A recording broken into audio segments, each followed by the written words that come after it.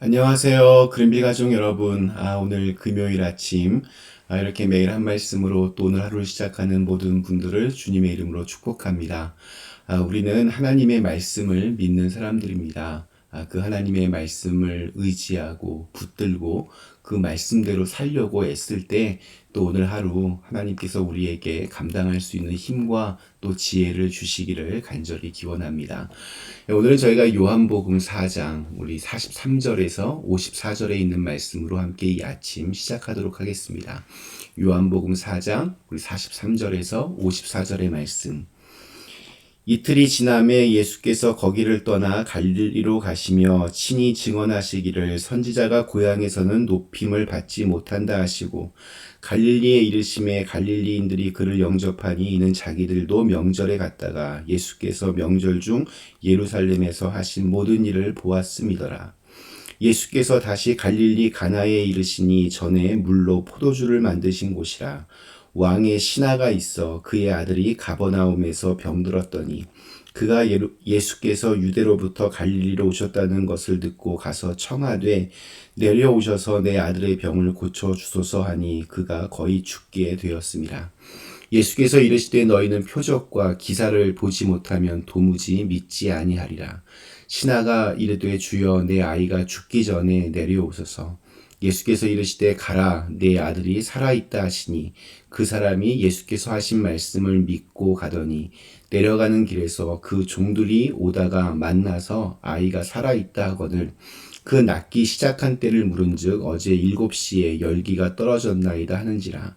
그의 아버지가 예수께서 네 아들이 살아있다 말씀하신 그때인 줄 알고 자기와 그 온 집안이 다 믿으니라.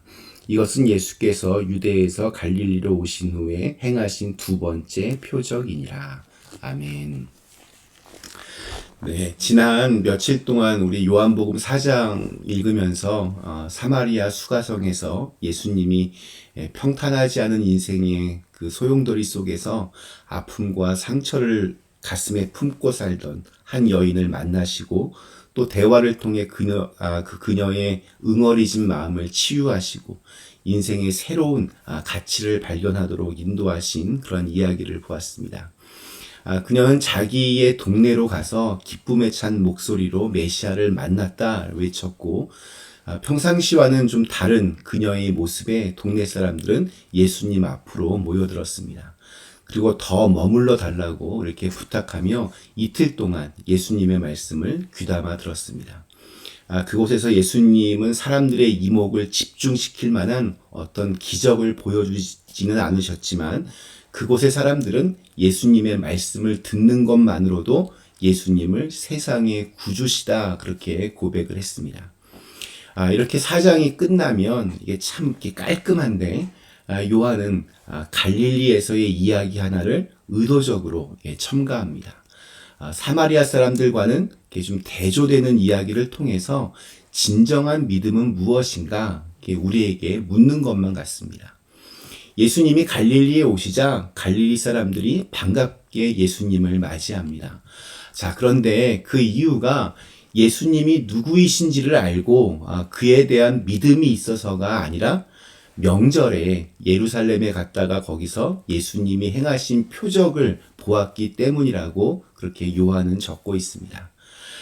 제사보다 제밥에 더 관심이 있다는 우리 속담처럼 예수를 통하여 생명의 구주를 영접하고 구원에 참여하기보다 예수님을 그저 기적이나 일으키는 신기한 사람 정도로 그렇게 취급하고 있습니다. 갈릴리 사람들은 예수님을 통하여 또 다른 어떤 표적을 볼 것을 기대하고 있습니다. 더군다나 지금 예수님이 도착하신 곳은 가나입니다. 물로 포도주를 만드셨던 첫 번째 기적의 장소. 사람들은 자연스럽게 이번에는 또 뭘 보여주실까 기대하면서 예수님께 모여들었습니다. 자, 근데 그들 중에 예수님 만나기를 특별히 원했던 한 사람이 있었습니다. 그는 가나에서 한 20마일 정도 떨어진 가버나움에서 살고 있던 헤롯 왕의 신하였습니다. 왕의 신하면 어느 정도 권력도 있을 것이고 또 경제력도 있었을 것입니다. 그러나 그가 가진 어떠한 것으로도 아들의 병을 고칠 수가 없었습니다.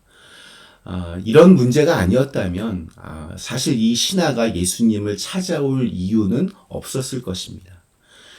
고난당한 것이 내게 유익이라. 이로 인하여 내가 주의 율례를 배우게 되었나이다. 라고 하는 시편의 말씀처럼 자기의 그 삶에서 일어난 감당할 수 없는 위기가 이 왕의 신하로서의 체면을 뒤로 하고 오히려 예수님을 찾게 하고 예수님을 만나게 하고 또한 은혜를 경험하게 했습니다. 왕의 신하는 예수님께 간절히 부탁합니다. 내려오셔서 내 아들의 병을 고쳐주소서. 자, 그런데 이 신하의 간절한 부탁에 예수님은 조금은 엉뚱한 대답을 이렇게 하시는 것 같습니다. 우리 48절 말씀, 예수께서 이르시되 너희는 표적과 기사를 보지 못하면 도무지 믿지 아니하리라. 왕의 신하는 예수님이 지금 무슨 뜻으로 이렇게 말씀하시는지 잘 이해하지 못합니다. 예수님이 누구이신지 별 관심도 사실 없었을 겁니다. 아들이 낫기만 하면 됩니다. 그래서 다시 한번 예수님을 재촉합니다. 내 아이가 죽기 전에 내려오소서. 죽으면 예수님도 어쩔 수 없으니 지금 당장 가버나움으로 우리 집으로 함께 내려가자고 그렇게 졸라댑니다. 이것이 이 신하가 가지고 있던 어떤 믿음의 한계였습니다. 주님은 우리가 원하는 대로 움직이는 분이 아닙니다. 우리는 예수님을 내 인생의 주인으로 왕으로 이렇게 모신다고 입으로는 말하지만 은근히 이렇게 종처럼 부릴 때가 참 많이 있습니다. 주님의 뜻보다는 내 뜻이 더 급하고 우선한다 이렇게 생각하며 행동합니다. 자기 생각 또 자기 방법이 옳다고 주장하면서 주님 이럴 때 이렇게 좀 해주시면 좋겠습니다. 해결책까지 자기가 제시하면서 자기의 생각대로 그렇게 주님을 이끌려고 합니다.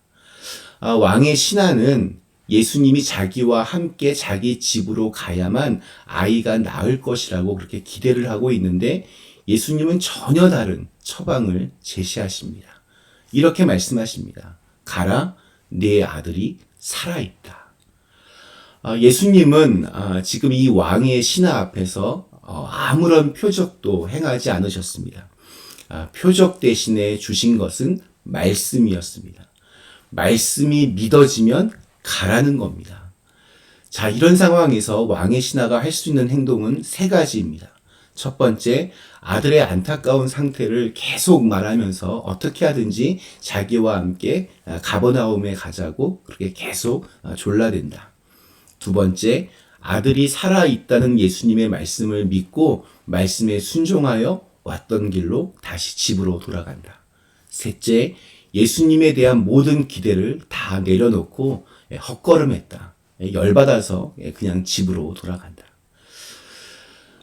어떻게 해야 될까? 아마 잠시 침묵이 있었을 것입니다. 결과적으로 그 신하는 예수님의 말씀을 믿고 떠났습니다. 문법적으로 보면 믿기 시작했고 그래서 떠났습니다. 처음 이곳에 왔을 때는 예수님이 그저 대단한 기적을 행하시는 분 정도로만 그렇게 알았습니다. 그런데 예수님의 말씀을 듣는 순간 그에게 놀라운 변화가 일어났습니다. 그토록 원하던 표적은 보지 못하고 함께 가자고 하는 자신의 요청도 거절되었지만 가라, 내 아들이 살아있다. 이 말씀을 듣는 순간 그 말씀이 믿어지는 그런 은혜가 있었습니다. 그는 예수님께 왜 나와 함께 같이 가려고 하지 않느냐 이렇게 묻지 않았습니다. 표적을 좀 보여주면 내가 좀 믿겠다 이렇게 말하지도 않았습니다. 그냥 그 말씀을 믿음으로 왔던 길을 되돌아 가버나움으로 내려갑니다. 하루 종일 걸어서 이 가나까지 왔는데 예수님의 말씀을 붙들고 다시 그 밤에 가버나움으로 돌아갑니다. 온 밤을 아마 꼬박 지새우며 그 밤길을 걸어갔을 것입니다. 눈에 보이는 상황은 지금 달라진 것이 없어 보입니다. 내 아들이 혹시나 어떻게 되지는 않았을까 하는 염려도 여전히 있었을 겁니다. 그렇지만 그래도 믿음으로 걸어가던 길이었습니다. 예수님의 말씀대로 자기 아들이 살아날 것이라고 하는 소망을 붙들고 그 밤길을 걸어가는데 저 멀리 자기 집에서 일하는 종들이 오고 있는 것을 발견합니다. 그들은 주인에게 기쁜 소식을 전하기 위하여 오던 종들이었습니다. 그들의 첫 마디는 주인의 아들이 살아있다는 것입니다. 이게 얼마나 듣고 싶어 했던 말입니까?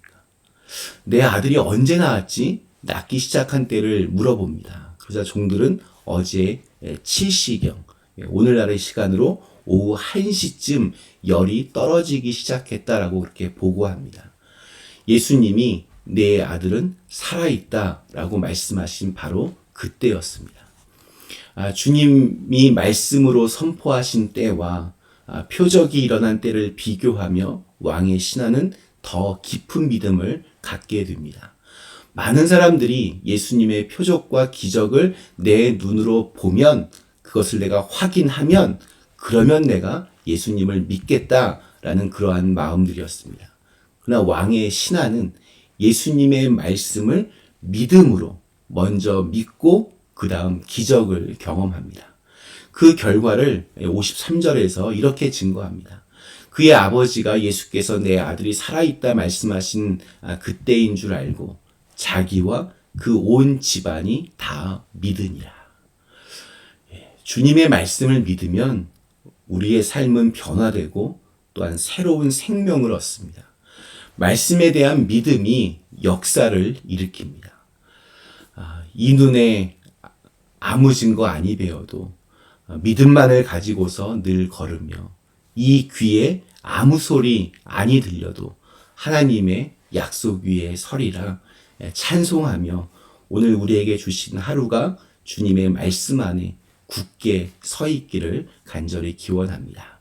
잠시 함께 기도하시겠습니다. 좋으신 하나님, 하나님의 말씀이 우리를 살리게 하여 주시옵소서. 하나님의 말씀을 온전히 먼저 믿을 수 있는 그런 믿음이 우리에게 있게 하여 주시고 그 믿음으로 또 그 말씀이 우리의 삶 가운데 이루어지는 귀한 축복이 있게 하여 주시옵소서.